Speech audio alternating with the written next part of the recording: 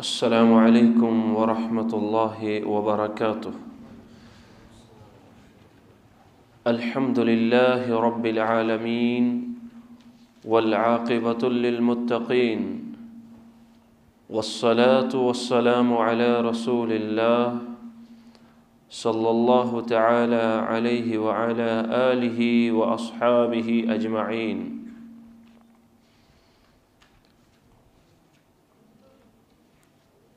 अल्लाह तबारक व तआला के लिए हम्द व सना और इसके बाद दुरूद व सलाम हो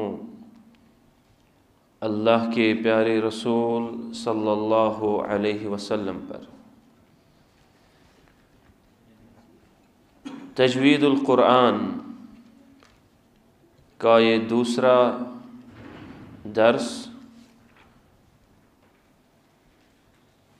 आज के दर्स में हम जानने की कोशिश करेंगे कि इस्तिलाहात के बारे में।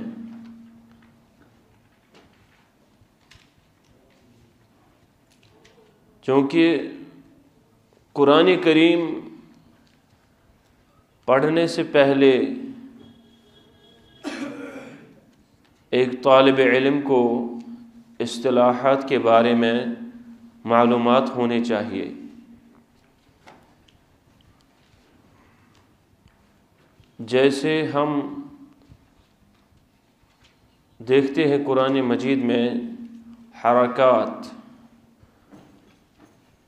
या जितने भी मद आते हैं उनके नाम है। इसी तरह तशदीद आता है, ज़बर, ज़ेर, पेश या जिस हर्फ पर हरकत आ जाए उसे क्या कहते हैं, और ज़बर, ज़ेर, पेश को अरबिक में क्या कहते हैं, इनके अलग अलग नाम हैं। तो ये इस्तिलाहात पढ़ने की कोशिश आज हम इंशाअल्लाह करेंगे।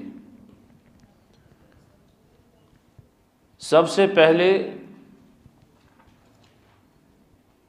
हरकत किसे कहते हैं, कोई बता सकता है?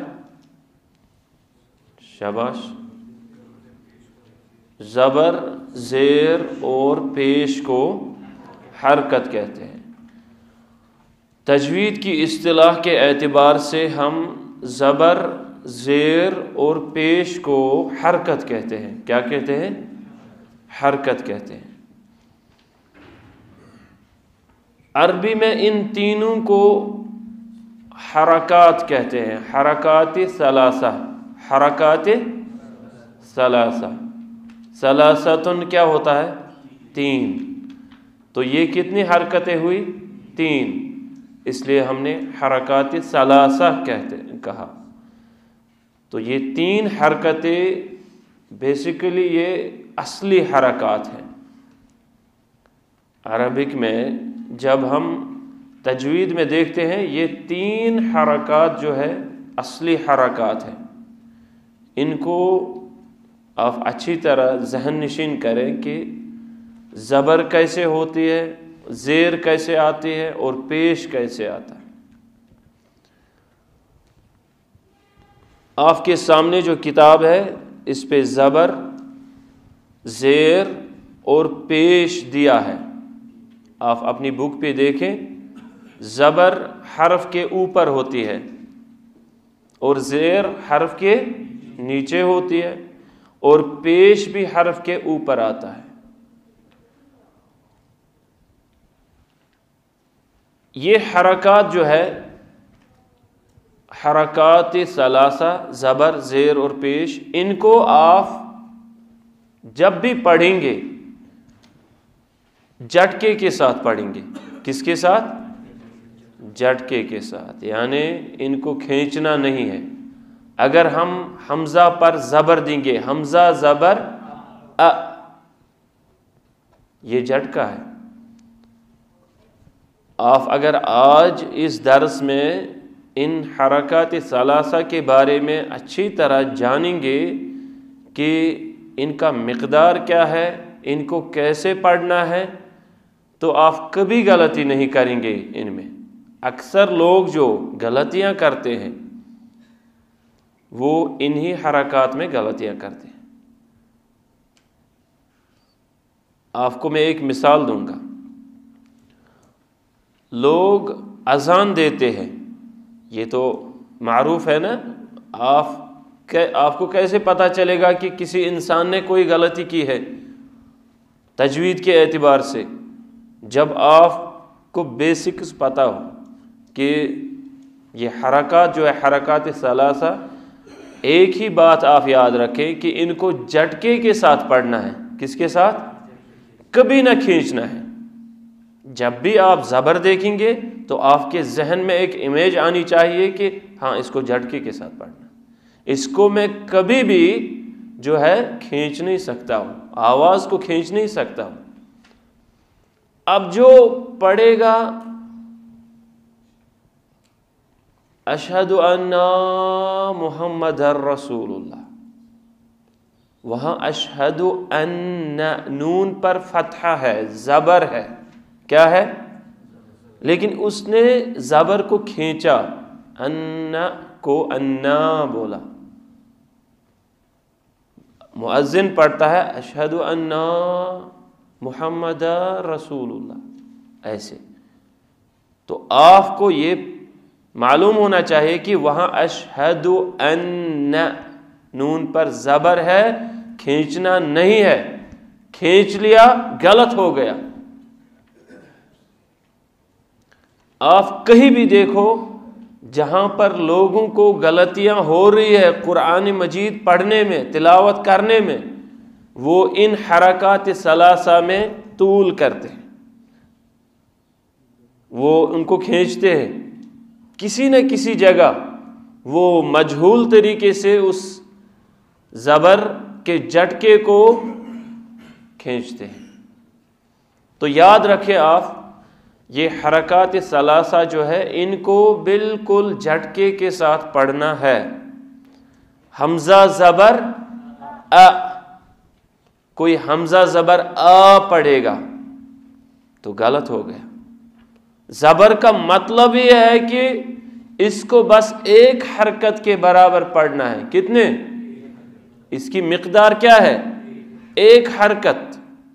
हमजा ज़बर अ, अगर कोई पढ़ेगा हमजा ज़बर आ, आप क्या कहेंगे? गलत। टोकना है, गलत पढ़ रहे हो। तब आपने अमानत जो है आपके पास इल्म कि ज़बर को झटके के साथ पढ़ना है, इसकी अदायगी की आपने। वरना आप खुद पढ़ रहे हैं लेकिन दूसरे को आप नहीं बोल रहे कि ये गलत है, आप सही नहीं पढ़ रहे, तब भी आपने हक अदा नहीं किया।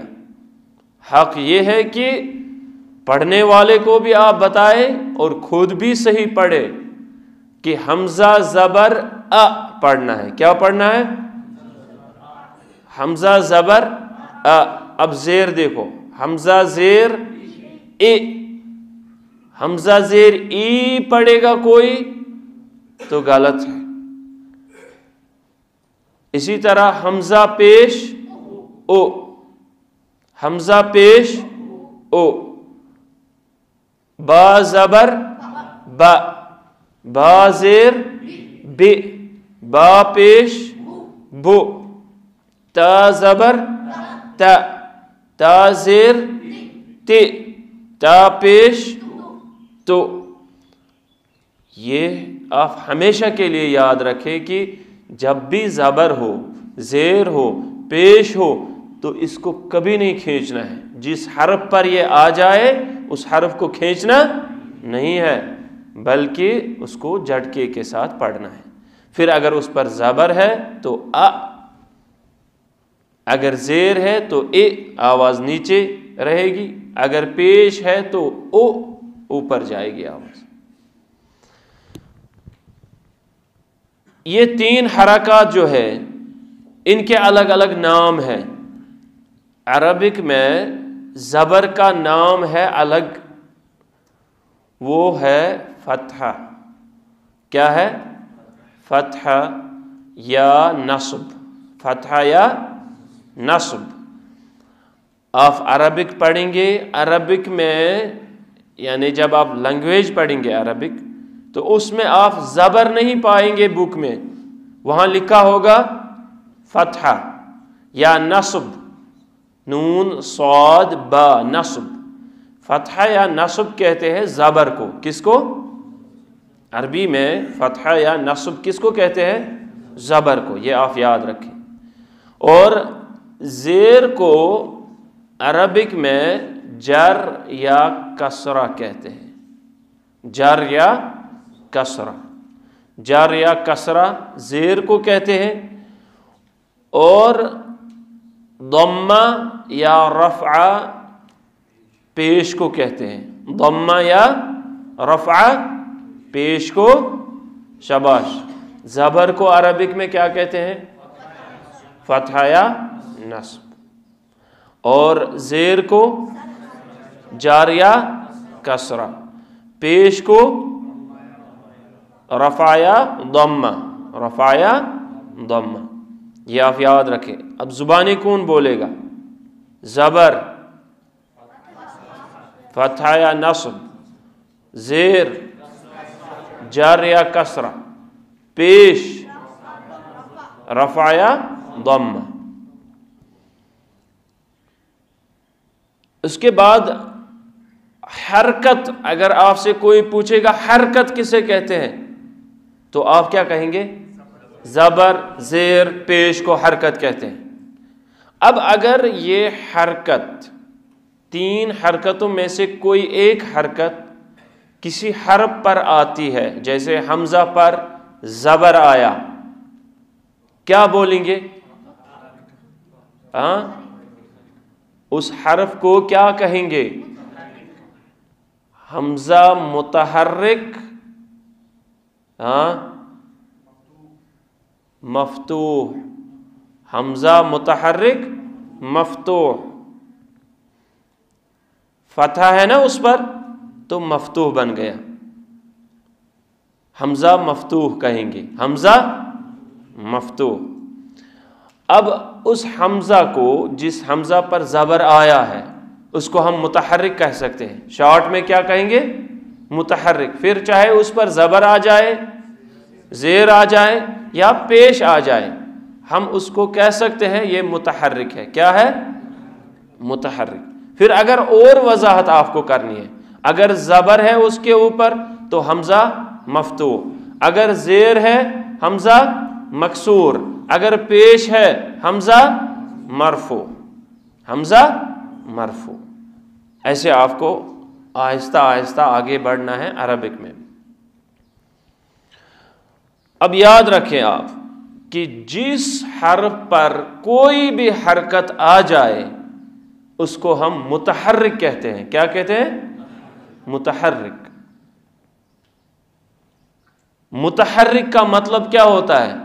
जो हरकत कर सकता है, जो हरकत यानी जिसको हम पढ़ सकते हैं।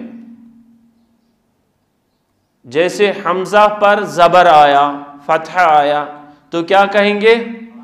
अ।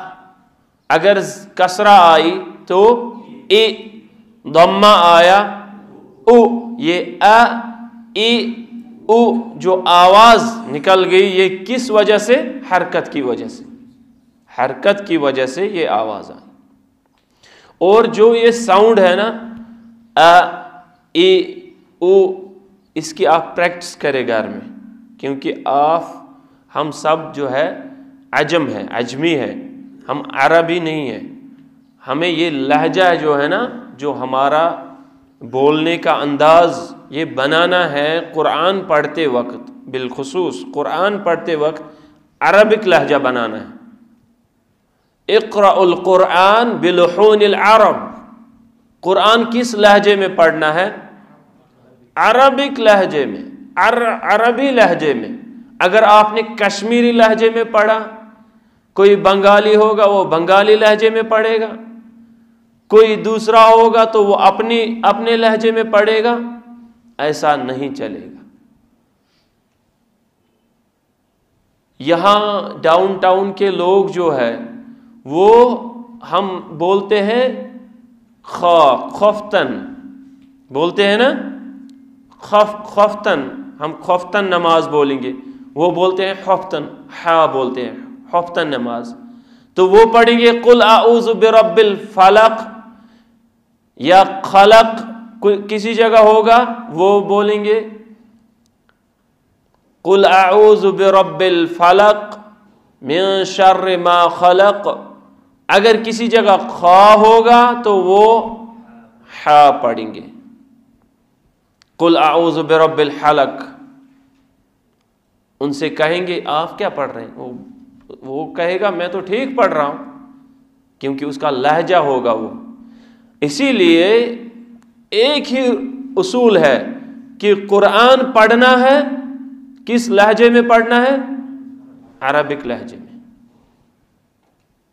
इसी तरह अगर हम अनंतनाग इस्लामाबाद की लैंग्वेज देखेंगे, वो डाल या डे ज़्यादा इस्तेमाल करते हैं, ज़्यादा यूज़ होता है उनकी ज़ुबान में, लेकिन उनका लहजा या हमारा लहजा या कोई भी लहजा नहीं चलेगा। एक ही लहजा है, वो अरबिक लहजा है। जब हम कुरान पढ़ें, जब हम कुरान की तिलावत करें तो एक ही लहजा चलेगा। कौन सा है वो, अरबिक लहजा। अब ये अरबिक लहजा बनाने के लिए आपको मेहनत करनी है। इसीलिए मैं कह रहा हूं कि अ ए ओ ब बी बू त ते तु, ये आप घर में प्रैक्टिस करें। नो डाउट कि आपको ये चीजें आती है, लेकिन आप नए सिरे से जब मेहनत करेंगे इंशाअल्लाह इसमें अलग ही एक निखार आएगा।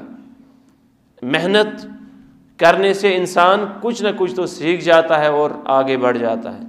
तो उसके बाद जब हम देखेंगे, अच्छा एक और बात, जो ये मारूफ कुरान पढ़ना, कुरान किस अंदाज में पढ़ना है, मारूफ अंदाज में, कि पढ़ने वाले को वाज़ह होना चाहिए कि मैंने क्या पढ़ा, और सुनने वाले को वाज़ह होना चाहिए कि मैंने क्या सुना।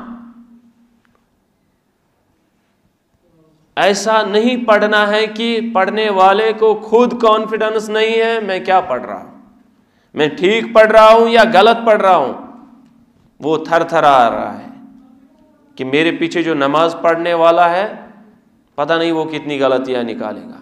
तब वो कामयाब कारी नहीं है, तब वो कामयाब इमाम नहीं है। इमाम वो है जो एतिमाद से पढ़े, कारी वो है जो हजार लाखों लोगों के सामने पढ़े और वो हिचकिचाए ना। उसको उसूल, मखारिज, सिफात, ज़वाबित पर नजर होनी चाहिए कि मैं जो पढ़ रहा हूं सही पढ़ रहा हूं। इसीलिए जो अक्सर हम देखते हैं कि नमाज पढ़ाने वाला होता है, वो डर जाता है कि पता नहीं मेरे पीछे किसने नमाज पढ़ी है और कितनी गलतियां निकालेगा। लिहाजा एतिमाद ज़रूरी होना चाहिए कि जो मैं पढ़ रहा हूँ सही पढ़ रहा हूँ और मैंने उसूल व ज़वाबित तजवीद के रूल्स पढ़े हैं, उनके मुताबिक पढ़ रहा हूँ। तो बहरहाल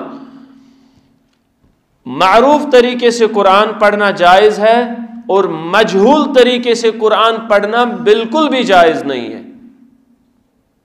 मारूफ हो गया, आप सूरह फातिहा की इब्तिदाई पहली आयत पढ़ेंगे तो ऐसे पढ़ेंगे अल्हम्दुलिल्लाहि रब्बिल आलमीन।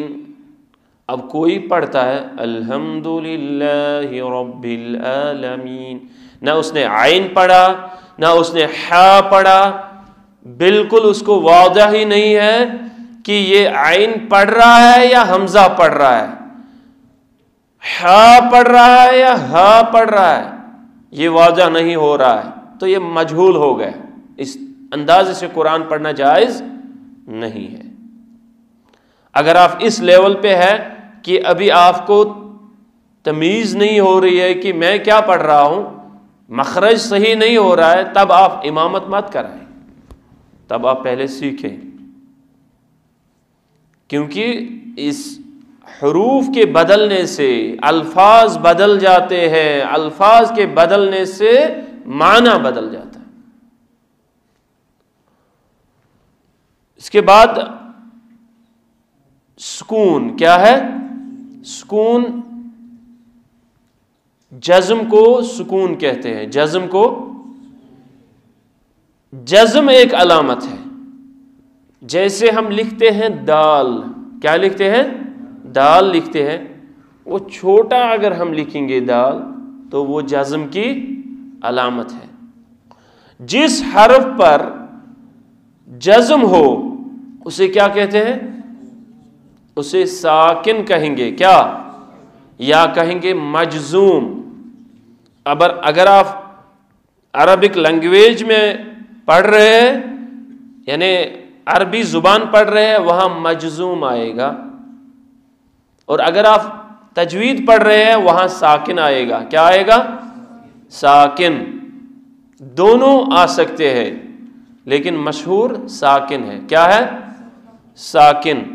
जिस हर्फ पर जज्म आता है उसको हम कहते हैं साकिन। अब ये साकिन वाला हर्फ, इसको कैसे पढ़ना है, कोई बताएगा? शाबाश।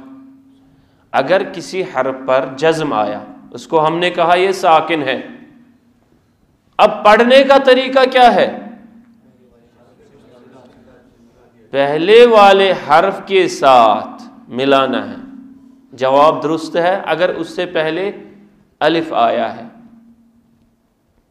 या कोई ऐसा हर्फ आया है जिस पर हरकत नहीं है, तो क्या करेंगे?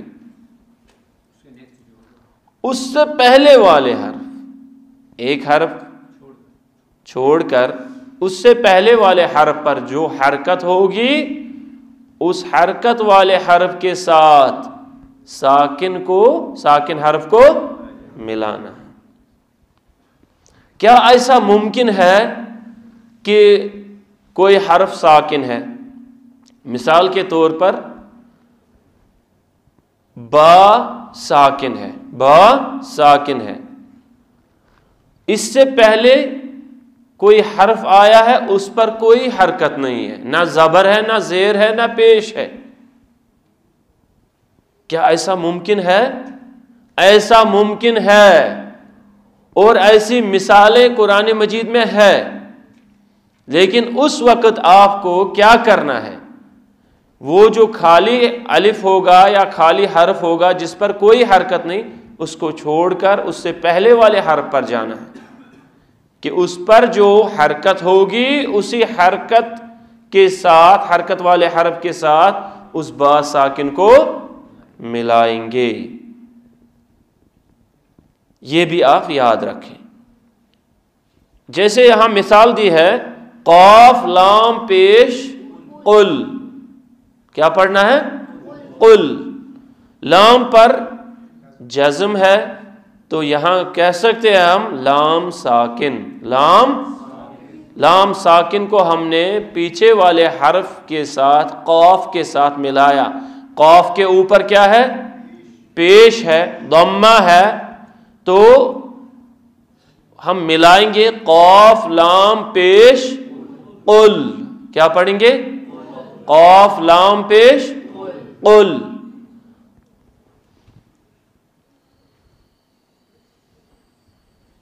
अब यहां पर जज्म इन तरीकों से लिखी जाती है। आप किताब की तरफ देखें, ये सारे तरीके जो है जज्म के लिखने के,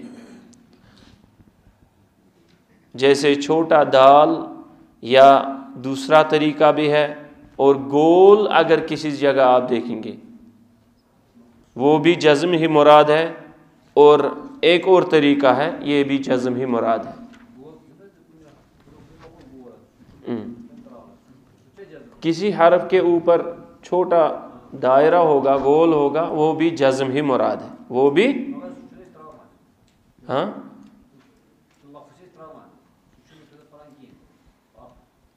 नहीं पढ़ना है। जब भी जज़्म वाला हरफ है ना, उसको छोड़ना नहीं है। छोड़ना किस हरफ को है? जिस पर कोई हरकत ही नहीं है। जैसे वाव किसी जगह आया है, किसी जगह वाव आया है, उस वाव पर ना ज़बर है, ना ज़ेर है, ना पेश है, उसको हमें पढ़ना है? नहीं पढ़ना है। किसी जगह अलिफ होगा, या अय्युहल्लज़ीना आमनू, आमनू, नून वाव पेश नू, उसके बाद अलिफ आता है। क्या आता है? उस अलिफ को हम नहीं पढ़ते हैं। आपका सवाल होगा कि फिर क्यों लिखा जाता है ये? अगर अलिफ पढ़ने में नहीं आया तो लिखा क्यों गया? लिखने की क्या ज़रूरत थी? ये आप डॉक्टर फिरदौस साहब के पास पढ़ेंगे कि अलामात होते हैं। क्या होते हैं? अलामात। यानी अगर आपको वाहिद जानना है कि ये फ़िल जो है ये सिंगुलर के लिए इस्तेमाल हुआ है, तब उसकी कोई अलामत होगी। अगर तस्निया के लिए बोला गया है तब उसकी एक और अलामत होगी। अगर ये जमा के लिए इस्तेमाल हुआ है तो उस वक़्त दूसरी अलामत होगी। इसीलिए ये अलिफ जो लास्ट में आया है, या अय्युहल्लज़ीना आमनू, इसके बाद जो अलिफ आया है ये जमा मुज़क्कर गायब की अलामत है, जमा मुज़क्कर गायब की। इसी तरह हर कोई हर्फ जो है उसका एक माना होता है, उसका एक रब्त होता है, तो वो आप अरबिक लैंग्वेज में पढ़ेंगे इंशाअल्लाह। लेकिन फ़िलहाल यहाँ पर आपको समझना है कि अगर किसी हर्फ पर कोई हरकत नहीं है तब उस हर्फ को हम नहीं पढ़ेंगे। हाँ, अगर किसी हर्फ पर जज़्म आया है, जज़्म आया है, तब उसको मिलाएंगे किस हर्फ के साथ? पिछले हर्फ के साथ। ये याद रखना। उसके बाद आया है मद्द शद। हाँ, मुशद्दद है। अच्छा, हाँ, शद्दद या मुशद्दद, शद भी आता है, शद्दद भी आता है, मुशद्दद भी आता है। तो मुशद्दद जो है, मुशद्दद कहते हैं जिस हर्फ पर तशदीद हो। शद किसको कहते हैं? तशदीद को। शद किसको कहते हैं? तशदीद को। तशदीद की अलामत आपको मालूम है कैसे होती है? जैसे W आता है। अब ये थोड़ा गोलाई में होता है W, हाँ, तो इसको हम शद कहते हैं, या हम कहते हैं इसको तशदीद। क्या? तशदीद। अब ये तशदीद का मतलब क्या है? दो। तशदीद का मतलब होता है दो बार। तशदीद का मतलब क्या है? दो बार। जिस हर्फ पर ये तशदीद आता है, ये शद आता है, उसको हम मुशद्दद कहते हैं। क्या? मुशद्दद कहते हैं। और मुशद्दद जो हर्फ होता है उसको दो बार पढ़ा जाता है। पढ़ने का तरीका क्या है? शाबाश, दबा के तो पढ़ना है, लेकिन किस तरह पढ़ेंगे? जिस हर्फ पर तशदीद है उसको पहले वाले हर्फ के साथ मिलाना है। ये हो गया एक बार। दूसरी बार खुद उसकी हरकत के साथ पढ़ना है, खुद उसकी हरकत के साथ। मिसाल के तौर पर बा पर तशदीद है और फतहा है, ज़बर है। इससे पहले हमज़ा आया है, हमज़ा मफ्तू, हमज़ा, तो कैसे पढ़ेंगे? हमजा बा ज़बर अब, बा को बा ज़बर बा, अब बा, अब देखो अब बा, अब बा, अब बा, 2 बार बा पढ़ते हैं ना, ये है तजदीद का मतलब। तजदीद का माना यही है। अब अगर किसी इंसान ने, किसी पढ़ने वाले ने यहां सीधे ऐसे पढ़ा, अबा, क्या पढ़ा? अबा, तो उसने एक बार पढ़ना जो है हज़्फ़ किया, गलत पढ़ा। उसको बा कितनी बार पढ़ना था? 2 बार, एक पिछले हर्फ के साथ, दूसरा खुद अपनी हरकत के साथ। ये याद रखना है। कई जगहों पर पढ़ने वाला जो है गलतियां करता है इस वजह से कि वो तजदीद वाले हर्फ को एक ही बार पढ़ता है, जबकि इसको पढ़ना है 2 बार पढ़ना है।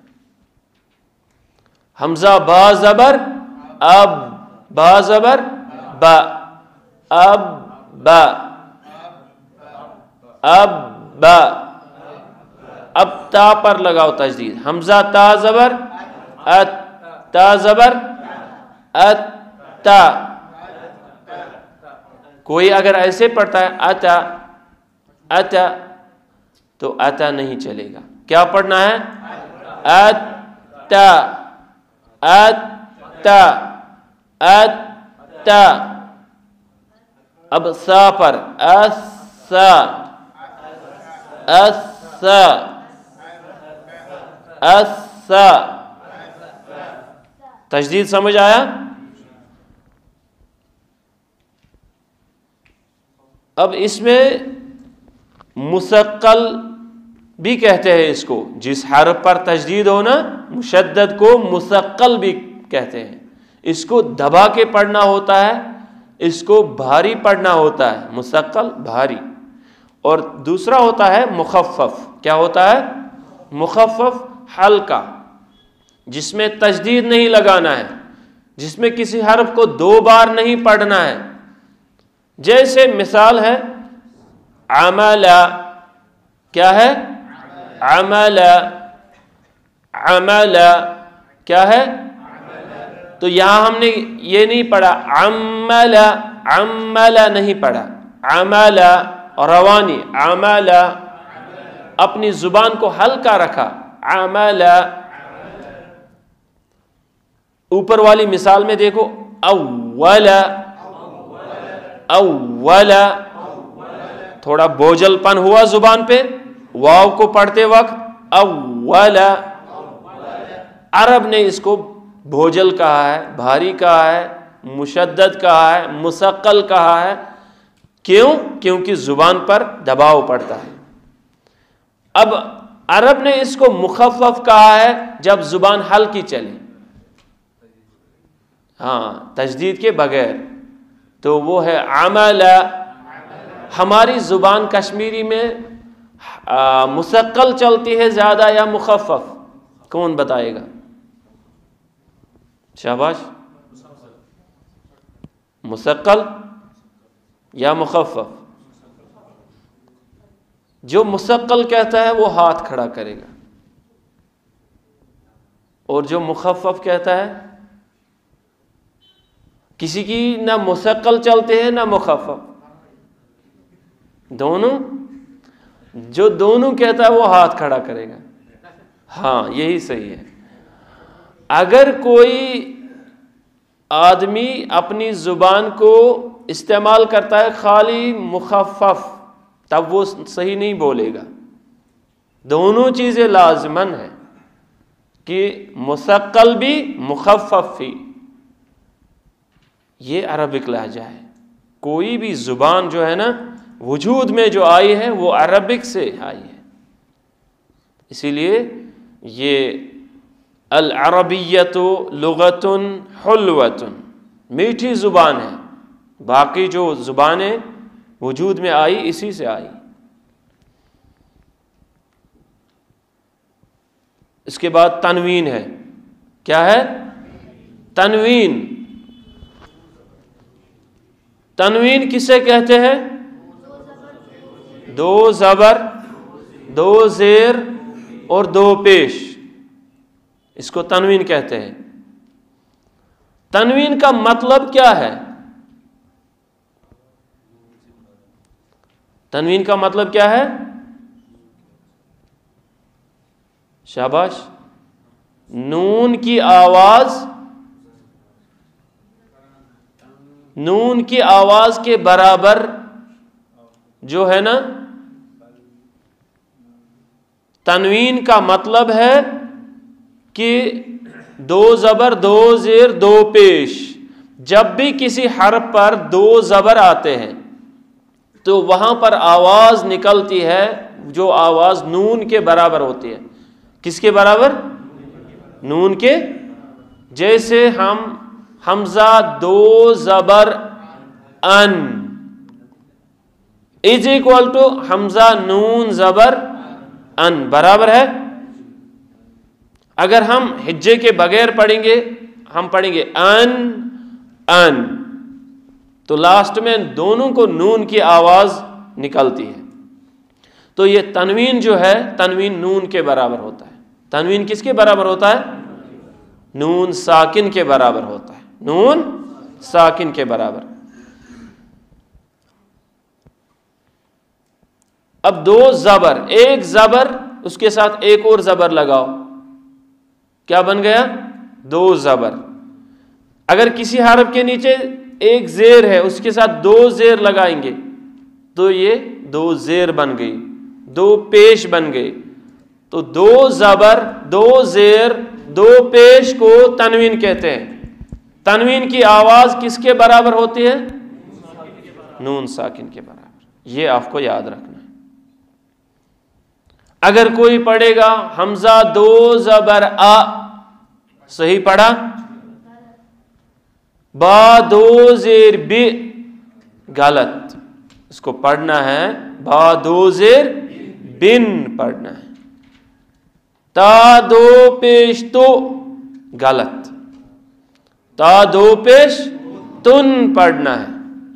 ये आपको मालूम है, लेकिन मैं आपका जहन बना रहा हूं कि आप हमेशा याद रखें कि ये दो ज़बर, दो ज़ेर, दो पेश जो है ये नून साकिन के बराबर है। इसमें लाज़िमन नून की आवाज़ निकलनी चाहिए लास्ट में, तब तनवीन अदा हो गया। सही? टाइम हो गया, कंटिन्यू। उसके बाद हम देखेंगे मुनव्वन। क्या है? मुनव्वन। मुनव्वन किसको कहते हैं? कोई बताएगा? जिस हर्फ पर तनवीन होता है उसको हम कहते हैं मुनव्वन। क्या? एक हो गया तनवीन, दूसरा है मुनव्वन। एक हो गया शद, दूसरा हो गया मुशद्दद। अब जिस हर्फ पर तनवीन हो, चाहे दो ज़बर हो, दो ज़ेर हो या दो पेश हो, उस हर्फ को हम मुनव्वन कहते हैं। क्या कहते हैं? कोई किसी को बोलेगा आप यहां पर मुनव्वन था, आपने पढ़ा ही नहीं, तो उसको समझना है कि यहां पर तनवीन था, यहां पर किसी हर्फ के ऊपर तनवीन था, तो मैंने पढ़ा नहीं। ये चीजें आपको याद, ये इस्तिलाहात है। क्या है? इस्तिलाहात। ये चीजें याद रखनी है आपको। मुहमल।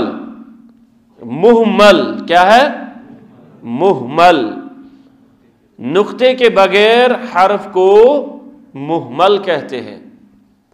कुरान मजीद में, या अगर हम हुरूफ तहज्जी, हुरूफ तहज्जी कितने हैं? 29। इन 29 हुरूफ में कुछ ऐसे हुरूफ हैं जिनके ऊपर, नीचे या बीच में नुक्ते हैं, और कुछ ऐसे हैं जो नुक्तों के बगैर हैं, जो नुक्तों के बगैर है। तो जो नुक्तों के बगैर हुरूफ हैं उनको क्या कहते हैं? मुहमल। क्या कहते हैं? दूसरा है, हाँ यहां मिसाल भी है, जैसे आइन है, हा है, और कोई मिसाल? सीन है, सौद है, दाल है, रा है, तौ है, ऐसे।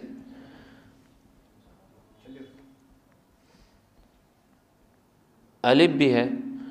इसी तरह मुअजम, क्या है? मुअजम। मुअजम ये मुहमल के अपोजिट है। मुहमल में नुक्ते वाले हुरूफ नहीं होते हैं और मुअजम में नुक्ते वाले हुरूफ हैं।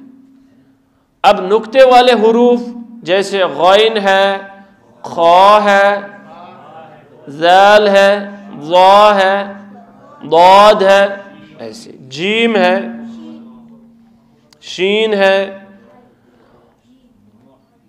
मुहमल और मुअजम, मुहमल और मुअजम जितना हमने पढ़ा, इसमें से मैं अभी किताब बंद करके सवाल करूंगा, इसलिए ध्यान रखें आप सब। अब एक और आ रहा है जो तफखीम या तफखीम। ये तफखीम या तफखीम ऐसे हुरूफ को कहते हैं जो हमेशा मोटे पढ़े जाते हैं, मोटी आवाज़ में पढ़े जाने वाले हुरूफ जिनको हम मुफख्खम कहते हैं या तफखीम कहते हैं या मुस्तअलिया कहते हैं, इस्तिआल कहते हैं। तो ये सारे नाम जो है ये मोटे हुरूफ के हैं। कुछ हुरूफ ऐसे हैं जो हम बारीक आवाज़ में पढ़ते हैं, कुछ हुरूफ ऐसे हैं जो हम मोटी आवाज़ में पढ़ते हैं। वो हम आगे पढ़ेंगे इंशाअल्लाह कि कैसे मोटी आवाज़ में पढ़ना है, कैसे बारीक आवाज़ में पढ़ना है, सारा कुछ पढ़ेंगे। लेकिन फ़िलहाल आप याद रखें कि जो हुरूफ मोटे पढ़े जाते हैं, मोटी आवाज़ में पढ़े जाते हैं, उनको हम क्या कहते हैं? तफखीम। क्या? तफखीम। दूसरा है तरकीक। क्या है? तरकीक का मतलब है बारीक हुरूफ। जो हुरूफ बारीक पढ़े जाते हैं, जिस हर्फ को बारीक पढ़ा जाए उसे मुरक्कक कहते हैं। क्या कहते हैं? मुरक्कक कहते हैं। अब जिस हर्फ को पुर पढ़ा जाए, मोटी आवाज में पढ़ा जाए, उसको क्या कहते हैं? मुफख्खम। क्या? मुफख्खम। मुफख्खम। जो पतली आवाज में पढ़ा जाए मुरक्कक। मुरक्कक। क्या? मुरक्कक।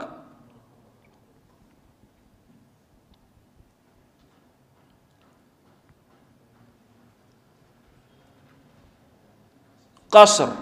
क्या है? कसर। कसर का मतलब क्या है? दो हरकात एक अलिफ के बराबर खींचकर पढ़ना। दो हरकात एक अलिफ के बराबर खींचकर पढ़ना, यानी दो हरकात के बराबर। जब हम किसी हरफ को दो हरकात के बराबर पढ़ेंगे, वहां पर हमने क्या किया? कसर किया। क्या किया? कसर। इसी तरह किसी हरफ को हम तवस्सुत में पढ़ेंगे, तवस्सुत में पढ़ेंगे। ये कसर, तवस्सुत, तूल, ये हम कब पढ़ेंगे? जब हम सिफात के बारे में पढ़ेंगे, मद के बारे में पढ़ेंगे, वहाँ आपको पता चलेगा कि किस हर्फ को हमें कसर के साथ पढ़ना है, किस हर्फ को तवस्सुत में पढ़ना है, किस हर्फ को तूल में पढ़ना है। तो फिलहाल आप याद रखें कि कसर का मिकदार क्या है? दो हरकात एक अलिफ के बराबर। एक अलिफ जो होता है ना, वो कितने हरकात का होता है? दो हरकात। जब हम पढ़ते हैं बा अलिफ जबर बा, ये बा जो पढ़ा ना हमने, इस अलिफ को हमने दो हरकात के बराबर खींचा। अब किसी हरफ को हम, किसी अलिफ को हम चार हरकात के बराबर खींचेंगे। बा अलिफ जबर बा, तो चार हरकात के बराबर खींचा। उसको कहते हैं तवस्सुत। क्या कहते हैं? तवस्सुत का मिकदार क्या है? शाबाश। आपसे कोई सवाल करेगा कि इस हर्फ को तूल में पढ़ो, ये कसर में पढ़ो, तो आपको कितने हरकत के बराबर पढ़ना है? 2 हरकत के बराबर। कोई आपसे कहेगा इस हर्फ को तवस्सुत में पढ़ना है, आपको कितने हरकत के बराबर पढ़ना है? 4 हरकत के बराबर पढ़ना है। अब तूल है, तूल जो है 6 हरकत। तूल किसको कहते हैं?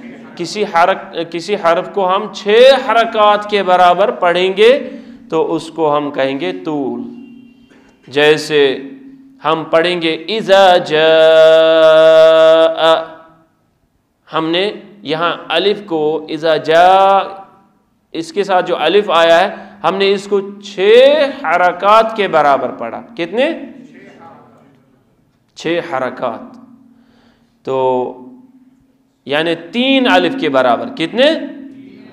1 अलिफ 2 हरकत के बराबर, 2 अलिफ 4 हरकत के बराबर, 3 अलिफ 6 हरकत के बराबर। आया समझ? तो आपसे कोई पूछेगा कि 2 हरकत के बराबर पढ़ो तो आप क्या समझेंगे? 1 अलिफ के बराबर पढ़ना है। कोई कहेगा 4 हरकत के बराबर पढ़ो, 2 अलिफ के बराबर पढ़ना है। कोई कहेगा 6 हरकत के बराबर पढ़ो तो 3 अलिफ मुराद है, 3 अलिफ के बराबर पढ़ना। वाज़ेह हो गया? इसके बाद हुरूफ तहज्जी। हुरूफ, ये तहज्जी होता है जो हुरूफ हिज्जे निकाले जाते हैं, जिनको हम हिज्जा निकालते हैं, स्पेलिंग। उन हुरूफ को क्या कहते हैं? हुरूफ तहज्जी, हुरूफुल हिजा। आपने पढ़ा है कि हुरूफ तहज्जी, हुरूफ हिजा या हुरूफ मुफरदा, ये अरबिक में टोटल कितने हैं? 29 हुरूफ हैं। कितने?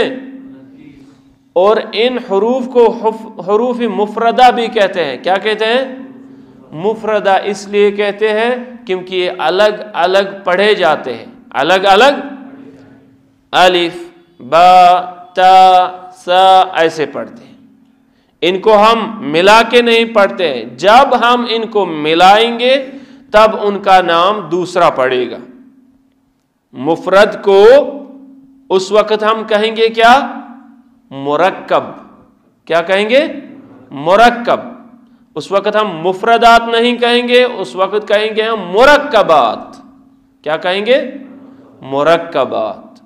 तो फिलहाल जब हुरूफ तहज्जी हमने कहा, ये टोटल कितने हैं? 29। और इनको हम कहते हैं हुरूफ मुफरदा भी या मुफरदात भी। उर्दू जुबान में 37 है, 37 है, लेकिन अरबिक जुबान में 29 है। क्योंकि अरबिक जुबान में कुछ हुरूफ नहीं है जो उर्दू में है। जैसे ता के बाद, ते के बाद टे पढ़ते हैं उर्दू में। ये टे जो है, टा, ये नहीं है अरबिक में। इसी तरह जीम के बाद चीम पढ़ते हैं, अरबिक में चीम नहीं है, अरबिक में जीम ही है।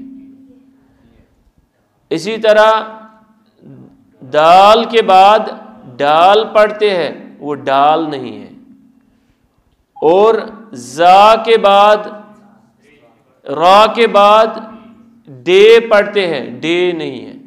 जा के बाद चे पढ़ते हैं, वो चा नहीं है। और क्या नहीं है? हाँ, कैफ के बाद उर्दू में गाफ पढ़ते हैं, वो गाफ नहीं है, गाफ नहीं है। तो ये हुरूफ अरबिक में नहीं है। अगर किसी जगह गाफ होगा तो वहां गाइन मुराद है, वहां गाइन मुराद है। इसी तरह अगर किसी जगह डाल डाल है तो वहां दाल ही मुराद है, वहां अरबिक में दाल ही पढ़ते हैं।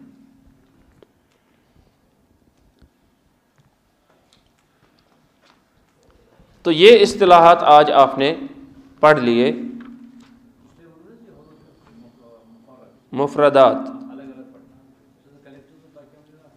मुरक्कबात, मुरक्कबात होते हैं जो मिले हुए हुरूफ होते हैं, जो मिले हुए हुरूफ होते हैं। अब मैं आपसे क्वेश्चन पूछूंगा कि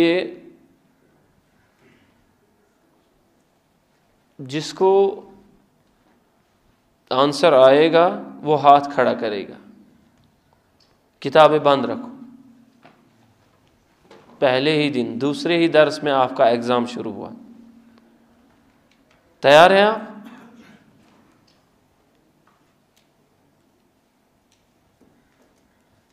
कुरान मजीद में टोटल कितनी सूरतें हैं? जिसको आता है वो हाथ खड़ा करे।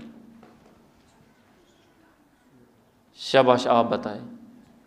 हाँ, 114, 114 सूरतें हैं। सही कहा?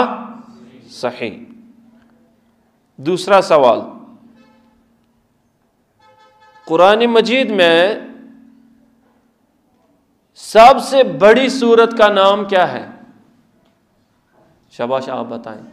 सूरतुल बकरा। माशा अल्लाह, तबारक अल्लाह। सूरतुल बकरा सूरत नंबर क्या है? हाँ, 2। सूरत नंबर, दूसरी सूरत है ना? पहली सूरत सूरतुल फातिहा। कुरान मजीद में सबसे छोटी सूरत सूरतुल कौसर।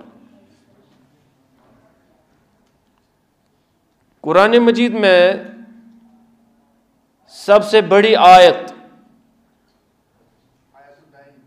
आयतुल दाइन, आयतुल दाइन या मुदायना। माना के एतबार से सबसे बड़ी सूरत। शाबाश। बड़ी आयत, माना के एतबार से सबसे बड़ी आयत जो, हाँ, नहीं,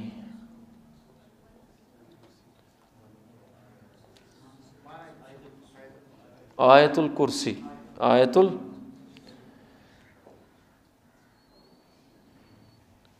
इसी तरह कुरान मजीद में वो कौन सी सूरत है जिसकी हर आयत में लफ्ज़ अल्लाह मौजूद है?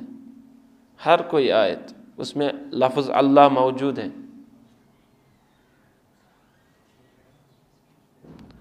हाँ, अर्रहमान, उधर तो आयत लफ्ज़ अल्लाह है ही नहीं।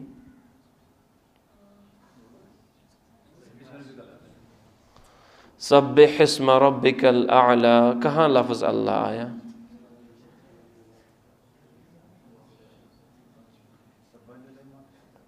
चलो, ये क्वेश्चन मैं आपके लिए होमवर्क रखूँगा, इसका जवाब आपको नेक्स्ट संडे देना है। हाँ, किसी ने नहीं दिया तो कुरान मजीद के साथ आप ज़्यादा ज़्यादा लगाव, शगुफ़ और मोहब्बत रखो।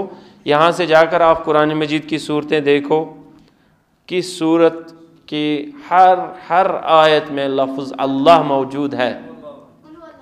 कुल हुवल्लाहु अहद, अल्लाहुस समद, लम यलिद वलम यूलद। कहाँ आया? ये आयत है ना? नहीं है, नहीं है। आप पहले देखो, इसके लिए आप थोड़ी सी मेहनत करो, इंशाअल्लाह अजर भी मिलेगा। ठीक है ना?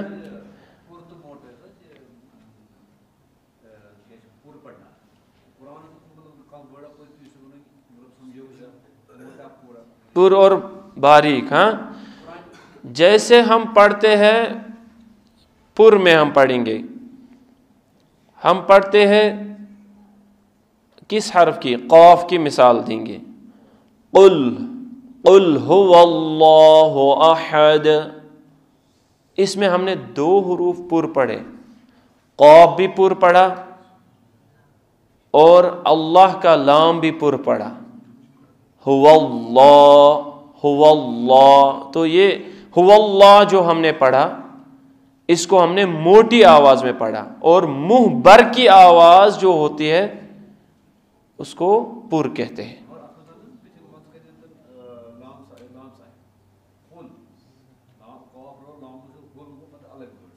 हाँ, पहले नंबर पर कौफ आया, कौपेश को, हम कौपेश को पढ़ते हैं, कौपेश को नहीं पढ़ते हैं। अगर कु पढ़ा तो बारीक हो गया, यहाँ पर पुर पढ़ा हमने, कौपेश को, कौफ लाम पेश कुल। दूसरी मिसाल, गैरिल गैरिल, जब हम गैरिल पढ़ते हैं, गैन, गैन को हमने पुर पढ़ा, हमने गैरिल नहीं पढ़ा। अगर हम गैरिल पढ़ेंगे तो गैन बारीक हो गया, लेकिन जब हम मोटी आवाज में पढ़ेंगे गैन को, गैरिल मुस्तालिया,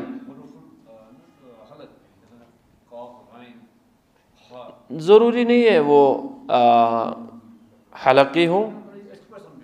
ये टोटल 7 हुरूफ याद रखने, कितने? 7 हुरूफ याद रखने हैं जिनको हमेशा पुर पढ़ना है। उसमें आता है खा, सौद, दाद, गैन, खुस्सा, दग, ता, तिन, कौफ, कौफ और ज़ा। खुस्सा, दग, तिन, क़िज़। तो ये 7 हुरूफ याद रखने हमेशा के लिए, ये हमेशा पुर पढ़े जाते हैं। आप कहेंगे अगर इनके ऊपर ज़बर आया तब भी पुर पढ़ना है। आप कहेंगे अगर इनमें से किसी हर्फ के नीचे ज़ेर आई तब भी पुर पढ़ना है।